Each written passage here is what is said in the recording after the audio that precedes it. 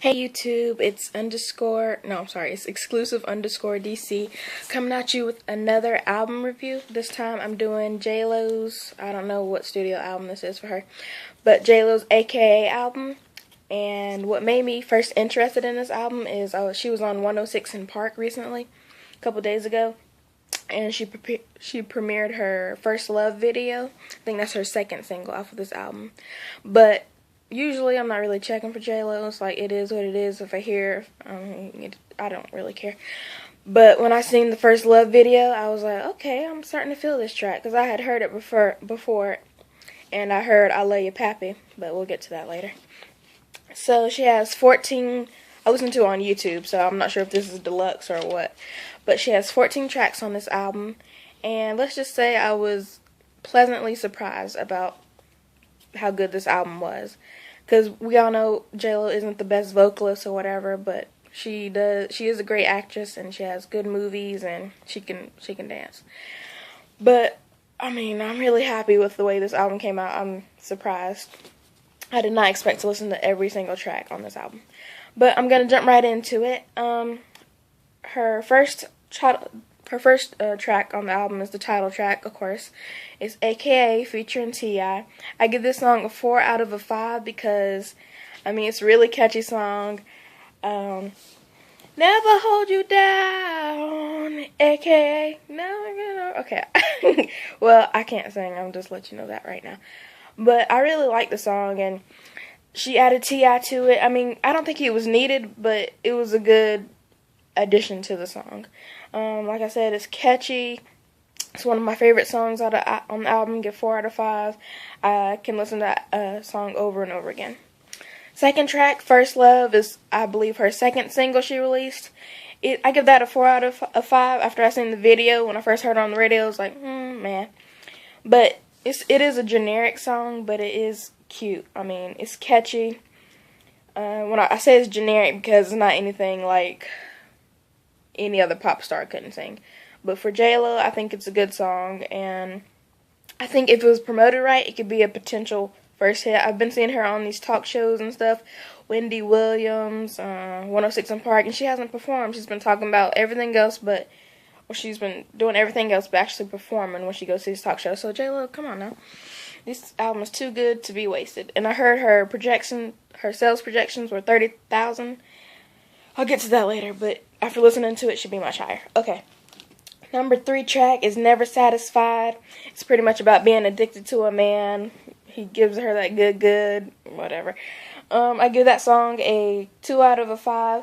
I mean, it's a grower song. It's not a song I would skip, but it's not a song I would replay either. It is what it is. I think it'll grow on me. I mean, it's not a bad track. It's just not one of my favorites. I Love You Pappy. When it first came on, when I was listening to it on YouTube, I didn't know it was I Love You Pappy because I've only seen like clips of I Love You Pappy, and I was like, that's not it for me. But actually, after listening to it, I would give it a 3 out of 5. The beat gives me a big pun nostalgia. It's so hard. That song, yeah, the beat is kind of like that, but slowed down and chopped up. And even during French Montana's verse, he's like, "It's So Hard" by Big Pun is playing in the background, the instrumental to that. So I thought that was pretty cool. And I didn't notice that the beat sounded like that until he played it. I don't think this should have been a single, especially not a first single. But the album flows so good, I didn't even know it was I Love You Pappy till she started saying, I love you, Pappy, I love you, love you, love you, Pappy. And it actually is a pretty good song. I'm not a big fan of French Montana, so not really an opinion on that. It's not my favorite song, but I don't mind it. Actually, I mean, it's pretty good. I love the beat, the way it flows together, so I give it a 3 out of 5. The number 5 track is called Acting Like That, and slow and melodic track. I gave that a 3.5 out of 5. And it's featuring Iggy Azalea, and I actually liked her verse. Usually I'm not checking for Iggy. She's not one of my favorite rappers.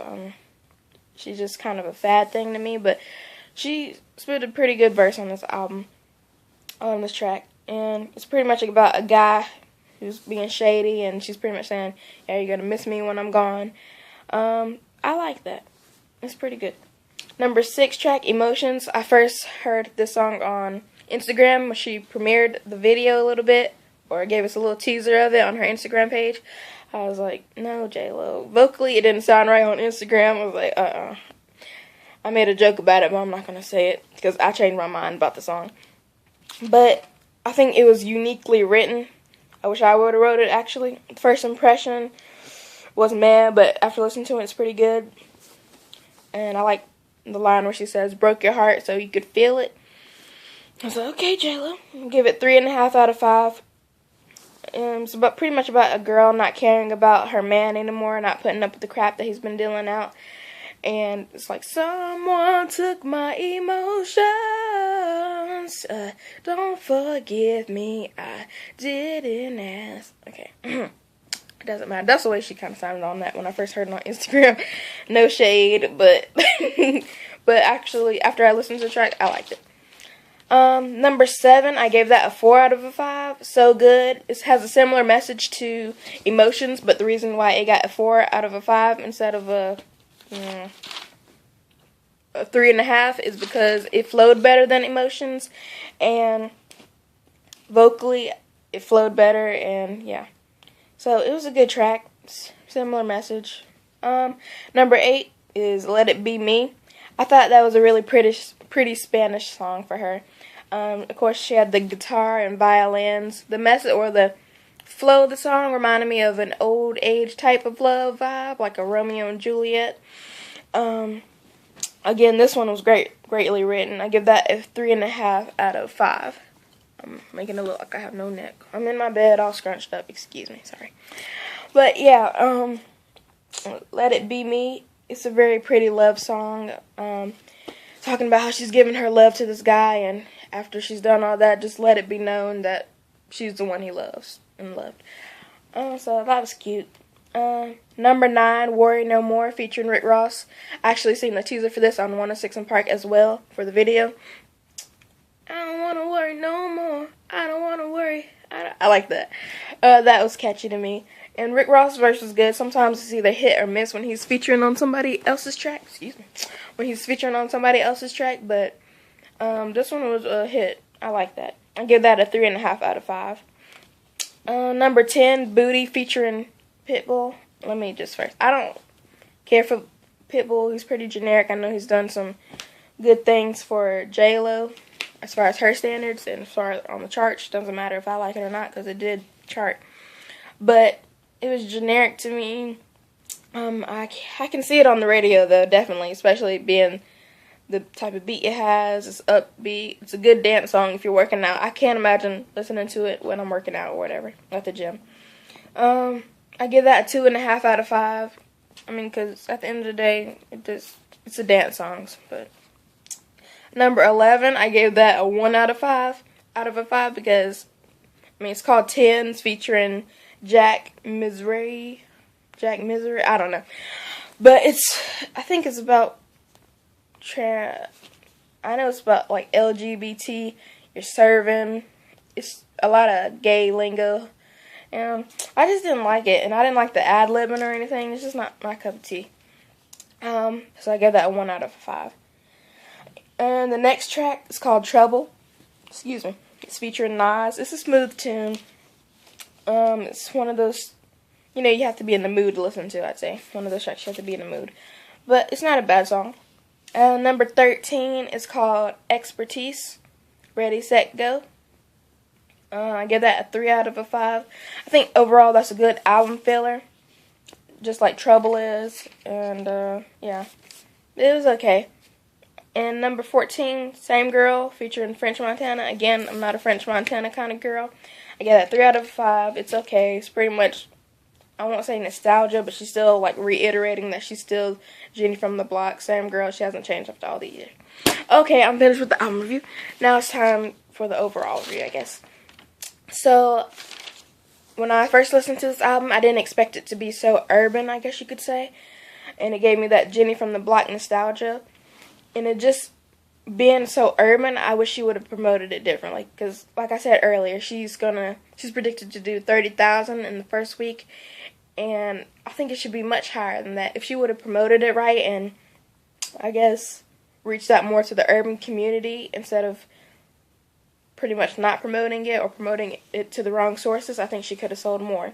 But even if she would have done that, I'm not sure it would have worked, because at the end of the day, she's been doing a lot of generic pop songs like Dance on the Floor, Get on the Floor, something like that, with Pitbull. And I think people have forgot that she is Jenny from the Block, because she has done all these kinds of songs with Pitbull, and it's just not the same JLo. She's still a big superstar, not taking away from her talents that she does have, but I think if she would have stepped back and took the time to think about like what this album brings to the table to the music industry, she would have promoted it a lot differently, because this album is really good.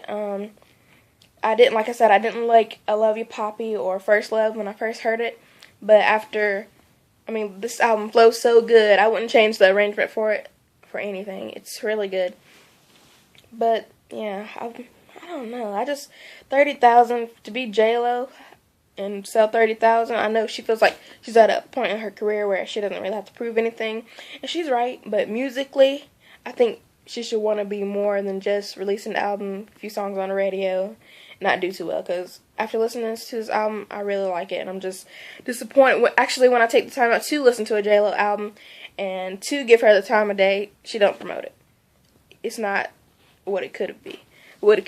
I mean, it still has potential, but nowadays in this type of music environment, music industry, it's just, I guess in the 90s you could do like 100,000 in the first week and go on to sell millions and millions of copies of your album, but today's even the greats can't sell like they used to. So I just wish she would have went about it a different way, but I will say, go pick up the album. When I get my next check or next few checks, I'm going to go get the album. I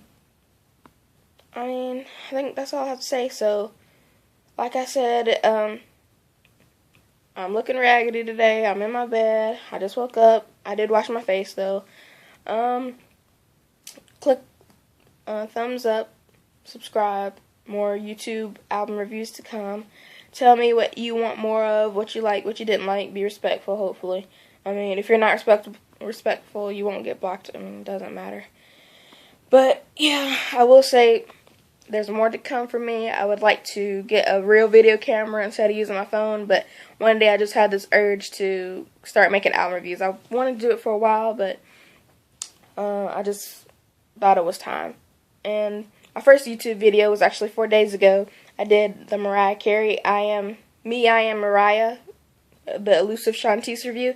So if you guys would go check that out too, tell me what you think. But thank you for looking at this video, viewing it, liking it, disliking it, whatever. How many views I get, thank you. More to come. Tell me what albums you want me to review, singles. Just tell me what else you'd like. And of course I will be getting better, because if you don't invest in yourself, nobody else will invest in you. So I do plan on getting a computer or a new laptop, and definitely getting a video camera. So thank you again, and I'll see y'all later. Bye.